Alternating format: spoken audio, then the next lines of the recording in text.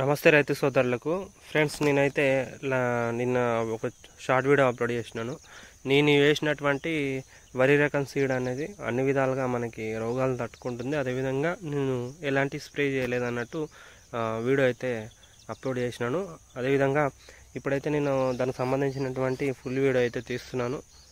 ఎవరు కూడా వీడియో అయితే స్కిప్ చేయకుండా చివరి వరకు అయితే చూడండి. ఎందుకంటే నేను ఈ సీడ్కి సంబంధించి ఫుల్ డీటెయిల్స్ అనేది ఈ వీడియోలో నేను క్లియర్గా చెప్తాను.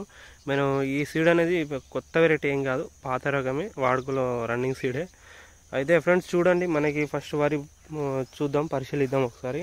వరి ఏ విధంగా ఉంది, గోల ఏ విధంగా ఉంది అనేది చూడండి. ఆల్రెడీ ఈ వరి పైన చాలా వీడియోలు అయితే చేసినాను. గింజ అక్కడక్కడ మనకి వర్షాలు పడేటప్పుడు నల్లగా అయింది, అది కంకినల్ల, మళ్ళీ దానికి ఏమైనా స్ప్రే చేయాలని కూడా వీడియోస్ అప్లోడ్ చేసినాను. అవి డిస్క్రిప్షన్లో పెడతాను, చూడండి. అసలు నేను స్ప్రే చేయలేదు, ఎందుకు స్ప్రే చేయలేదు, గింజ నల్లగా అయింది అయినప్పటికీ ఎందుకు స్ప్రే చేయలేదు అనేది సంబంధించిన వీడియోస్ అయితే నేను డిస్క్రిప్షన్లో పెడతాను. అక్కడి నుంచి అయితే ఆ వీడియోస్ కూడా మీరైతే చూడండి. ఈ వరికి సంబంధించి చూడండి ఫ్రెండ్స్. మనకి ఫస్ట్ వరి అయితే చూసుకుందాం. చూడండి, గోలం బాగుంది, గింజ కూడా పొడవుగానే ఉంది. మనకి దొడ్డు రకంకి సంబంధించినటువంటి వరి.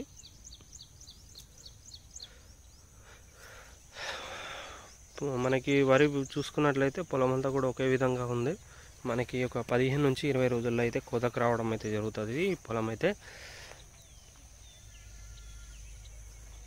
అదేవిధంగా నేను వెనక వేసిన పొలం ఈ విధంగా ఉంది. ఇప్పుడు అయితే మనం చెప్పినట్టుగా ఇది నేను వేసినటువంటి వరి చూసుకున్నట్లయితే 1153 ఫ్రెండ్స్. ఇది సోనం ప్రైవేట్ లిమిటెడ్ వారి మనకి 1153. ఇది మనకి ఈల్డింగ్ అనేది బాగుంటుంది. మనకి ఎలాంటి గడ్డి పూస లేకుండా మనం జాగ్రత్తగా కలిపించుకుని మంచిగా చేసుకుంటే ఎకరానికి 30 నుంచి 34 క్వింటాల వరకు కూడా మనం దీంతో నాటు వేసే పద్ధతులు అయితే మనం డైరెక్ట్గా నాటు వేసుకుంటాం కదా, అవి పద్ధతులు అయితే దిగుబడి బాగానే వస్తుంది. అదే వెదజల్లుకునే పద్ధతులు మనము ఈ రకాన్ని వేసుకున్నట్లయితే 30 నుంచి 35, 36 క్వింటాలు మనము కరెక్ట్గా చేసుకుంటే వెదజల్లే పద్ధతిలో 40 క్వింటాల దిగుబడి కూడా ఈ సీడ్తో అయితే మనము అంటే 1153 MTU 1153 25 కేజీల దొడ్డు రకం. మనకి ఇది చిక్కునాటుకు సంబంధించింది, 2 పూసల వరి కాదు, 25 కిలోలకు సంబంధించినటువంటి చిక్కునాటుకు సంబంధించినటువంటి వరి రకము. ఫ్రెండ్స్, మనకి ఈ వరి రకంకి సంబంధించి లాభ నష్టాలు చూసుకున్నట్లయితే, అంటే మనం ఈ వరి వేయడం వల్ల లాభాలు ఏంటి, నష్టాలు ఏంటనేది చూసుకున్నట్లయితే లాభాలు చూసుకుందాం. ఫస్ట్ అయితే మనం ఈ వరి రకానికి చూసుకున్నట్లయితే అందరూ యథావిధిగా మనము ఫస్ట్ ఆఫ్ ఆల్ తీసుకోవాల్సిన జాగ్రత్త ఏంటంటే, మనము నార్మల్ పోసిన తర్వాత 25 రోజులకైతే నాటేసుకుంటే మనకి దిగుబడులు ఎలాంటి హెచ్చుతగుళ్ళు అనేవి ఉండవు. అది ఫస్ట్ రైతులైతే గుర్తుంచుకోవాలి. ఈ దొడ్డు రకంకి సంబంధించి వరి గురించే కాదు, ఏ వరి అయినా సరే 25 రోజుల నారుమడిని మనం నాటేసుకుంటే దిగుబడిలో ఎలాంటి హెచ్చుతగుళ్ళు ఉండవు. 30 నుంచి 40 రోజులు, 45 రోజుల నారుమల్లు ఎవరు వేస్తున్నారో వాళ్ళకైతే దిగుబడిలో కొద్దిగా తక్కువ దిగుబడి వచ్చే అవకాశాలు అయితే ఉంటాయి. అది రైతులైతే దృష్టిలో ఉంచుకోండి. ఇంకొకటి సెకండ్ పాయింట్ చూసుకుంటే, మనకి ఈ వరి అనేది ఏపుగా పెరుగుతుంది, అంటే తొందరగా ఎక్కువగా పెరుగుతుంది. అంటే మనము నత్రజని ఎరువులను తక్కువగా అందించుకుంటే సమానంగా పెరుగుతుంది. అది మనకి మంచి ప్లస్ పాయింట్గా చూసుకోవచ్చు. ఈ కొన్ని సౌడు భూములు ఉంటాయి, మనకి సౌడుకు సంబంధించినటువంటి భూములు ఉంటాయి చూడండి.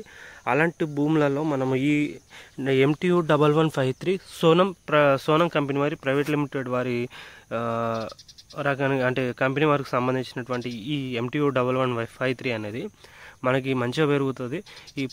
మనకి ఎత్తు ఎక్కువ పెరుగుతుంది కాబట్టి మనకు నత్రజని ఎరువులు అనేది తక్కువ తీసుకుంటుంది. దానివల్ల ఏంది మనకు ప్రయోజనం అంటే, రోగాలు అనేవి తొందరగా ఈ పొలానికి ఆశించవు. మనం నత్రజని ఎరువును ఎక్కువగా వినియోగించడం వల్ల వరి పెరగడంతో పాటు దానికి రకరకాల రోగాలు అయితే మనకి ఇప్పుడు ప్రజెంట్ వస్తున్నాయి. చాలా పొలాలకి కొంకి రోగం అంటూ, అగ్గి తెగులు అంటూ, అదేవిధంగా ఎక్కువ పెరిగిపోయి పడిపోవడం, అలాంటివి మనకి చూస్తూ ఉన్నాము. అందుకే నేను చెప్తున్నది ఏంటంటే, ఇదైతే మనకి మంచిగా పెరుగుతుంది. సెకండ్ థర్డ్ చూసుకుంటే మనము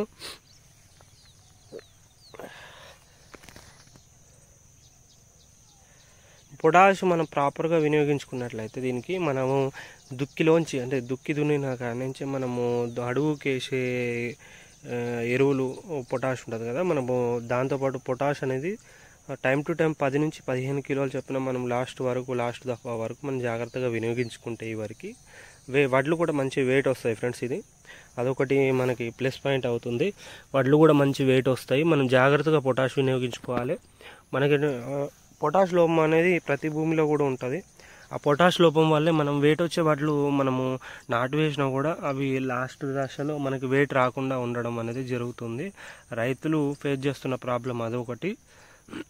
దాన్ని కూడా ఇది తట్టుకుంటుంది. మనం జాగ్రత్తగా లాస్ట్ వరకు 4 దఫాలు 3 దఫాలుగాను పొటాష్ అనేది 10 నుంచి 15 కిలోలు చొప్పున మనం టైం టు టైం వేసుకున్నట్లయితే వెయిట్ కూడా వడ్లు మనకి వెయిట్ అనేది వస్తుంది.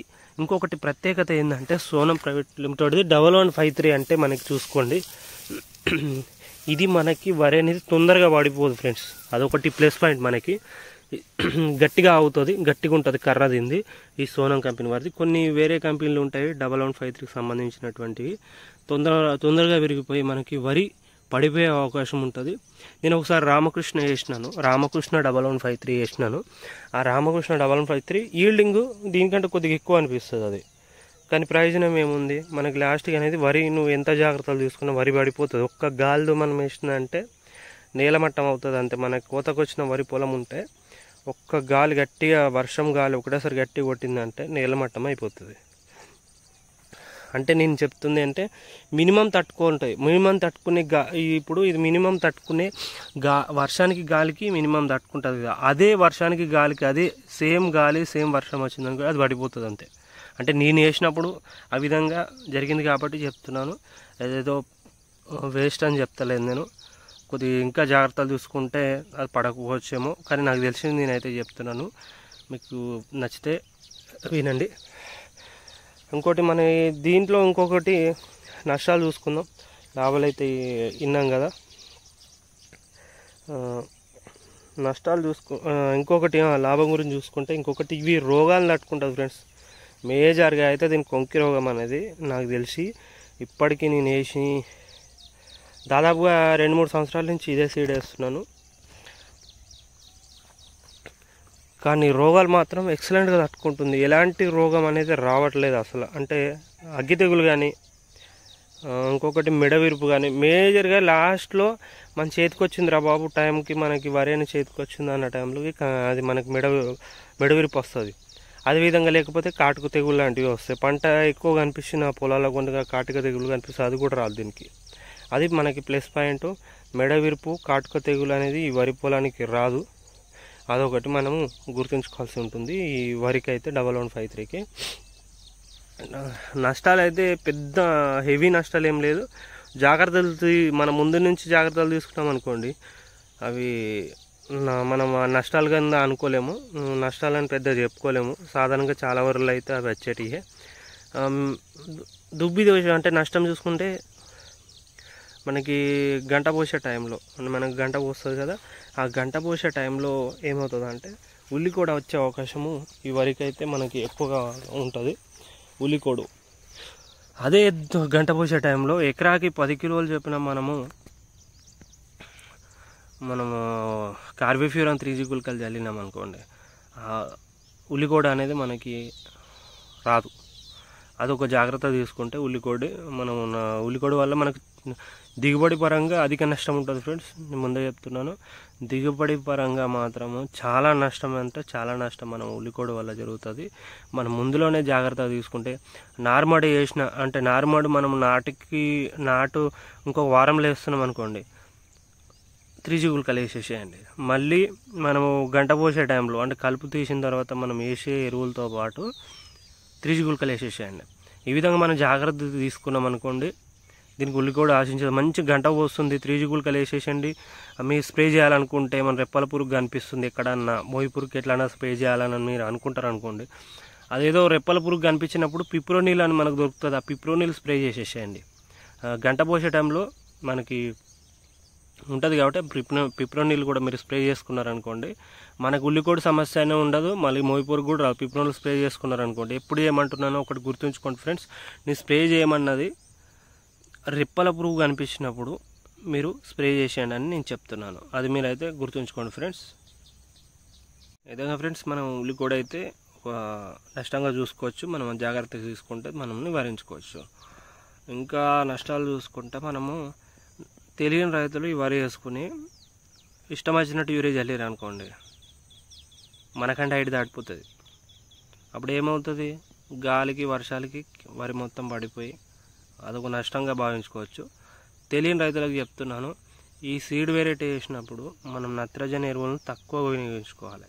అంటే జాగ్రత్తగా వాడుకోవాలి. 2 సంచులు వేసిన దగ్గర ఒక సంచి వేసిన దగ్గర 30 కిలోలు 25 కిలోలు ఆ విధంగా మీరు వేసుకుని సకాలంలో కరెక్ట్గా యూరియా అయితే అందించుకోండి. అంతే, అవసరం పడితేనే యూరియా అనేది అందించుకోండి. ఇంకొక విషయము, చిరు పొట్ట దశలో యూరియా వేయకండి. ఎవరైనా సరే ముందే వేసుకోండి. 50-55 రోజుల ముందే వేసేసుకున్నారనుకోండి, మీకు యూరియా పొటాష్ ఏదైనా మీకైతే అగ్గి తెగులు లాంటి గట్ట ఆశించవు. దీనికైతే నాకు తెలిసిన మటుకైతే అసలు రాలేదు. అదొకటి మనం జాగ్రత్త తీసుకోవాలి. వరి పెరుగుతుంది అంటున్నాను కదా, దానికి మనము చాలా జాగ్రత్త అయితే తీసుకోవాలి. ఎందుకంటే ఇష్టం వచ్చినట్టు అప్పుడు 2-2-3 ఉంటుంది, అది పెరుగుతలేదని యూరియా ఇష్టం వచ్చినట్టు చల్లుతారు. లాస్ట్కి అది కొనికి రోగం వచ్చేస్తుంది, పెరుగుతలేదని చల్లుతారు. అది భూమి మనకు సౌడు భూమి ఉంది, జరన వరి పెరగాలి అని అనుకున్న వాళ్ళు రైతులు ఎవరైతే ఉన్నారో కంపల్సరీగా ఈ 1153 అనేది one of the plus point అవుతుంది ఫ్రెండ్స్. మనకి వరి గింజ అనేది పొట్టి రకంగా ఉంటుందా అని అనుకుంటున్నారు ఫ్రెండ్స్. యాజ్ ఇట్ 2-4-2-3 లాగా నేను చూసినాను. 2-4-2-3 సీడ్కి దీనికి కంపేర్ చేసినాను. సేమ్ పొడుగు ఉన్నాయి వడ్లు అయితే. ఇదేం కొద్దిగా పొడుగు అనిపించింది. ఎందుకంటే తెలుసా, మనం వేసిన పోషకాలు మనం ప్రాపర్గా అందిస్తే గింజలు అనేది మంచిగా మనకి పొడుగు వస్తాయి ఫ్రెండ్స్. అదృష్టిలో పెట్టుకోండి. ఓకే, అదొకటి. మీరు యూరియా అనేది తక్కువ వేసుకోండి. ఇంకొకటి ఏంటంటే, యాసంగిలో మనకు కోత టైం వచ్చిందనుకోండి, ఆ కోత టైం అంటే మన ఇదే సీడ్ యాసంగిలో వేసినాము, కోతకు వచ్చేసింది. కోతకు వచ్చిన టైం ఇంకో 10 రోజులు ఆపుదాం కదా, ఆపిన తర్వాత మనం కోసుకుందాంలే అని అనుకున్నారనుకోండి, వడ్లు మొత్తం రాలే అవకాశం ఉంటుంది గాలి గట్ట వేస్తే. ఈ రకానికి వర్షాకాలం అయితే ఇబ్బంది ఉండదు, కానీ యాసంగిలో వడ్లు రాలే అవకాశం అయితే ఛాన్సెస్ ఉంటాయి. మన కోతకు వచ్చినప్పుడు కోసేసేయాలి అంతే, అర్థమైందా? మనకు వరి అనేది కోతకు వస్తే కోసేసేయాలి అంతే ఫ్రెండ్స్. ఇది మేజర్గా ఉన్నటువంటి లోపాలు అయితే ఇవే. మనం చూసుకుంటే వరిలో ఉన్నటువంటి నష్టాలు అంటే లోపాలు ఇది వేయడం వల్ల మనకి దీంట్లో వరిలో ఉన్నటువంటి లోపాలు చూసుకుంటే ఇవి 2-3 ఉన్నాయి. ఇవి కూడా మనము జాగ్రత్త తీసుకుంటే ఇవి లోపాలే కాదు, అసలు ప్రతి వరిలో ఏదో ఒక లోపం ఉంటుంది. ఇది మనకి one of the plus point మనం. ఎందుకంటే ఇంకొకటి ఫ్రెండ్స్, రైతులు ఆలోచించాల్సింది ఏంటంటే, మనం తరచుగా నాట్లు వేస్తున్నాం. కొన్ని ఏరియాల్లో అందరు పొలాలు ఉంటాయి, ఎప్పుడు నాటే అవుతుందా, మా దాంట్లో ఎప్పుడు వరి మాత్రమే పండుతుంది, వేరే వరి మనము అంటే వేరే పంట పండదు అన్నటువంటి రైతులు ఏం చేస్తారు, వరి వేస్తూనే ఉంటారు. వాళ్ళ పొలాల్లో మామూలుగా వరి పెరగకపోవడము, సౌడు పెరగకపోవడము లాంటివి ఉంటాయి. అలాంటి పొలాలు కూడా చాలా యూస్ఫుల్ ఇది. మళ్ళీ అందరూ అంటే మంచిగా ఉండి వరి ఎక్కువ పెరిగిపోతుంది అనుకుంటే మాత్రము ఇది అవసరం లేదు, వేరేది వేసుకోండి. 2-4-2-3 బెస్ట్. పెరుగుతలేదు అన్నటువంటి భూములకు కూడా ఇది చాలా బెస్ట్ అని చెప్తున్నాను అంతే నేను.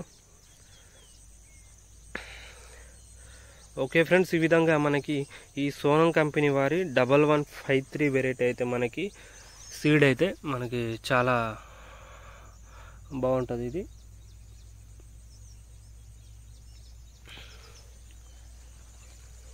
చూడండి ఒకసారి మీరు వరి కూడా కాకపోతే ఎక్కడ చూసినా వరి అనేది ఒకే విధంగా ఉంది.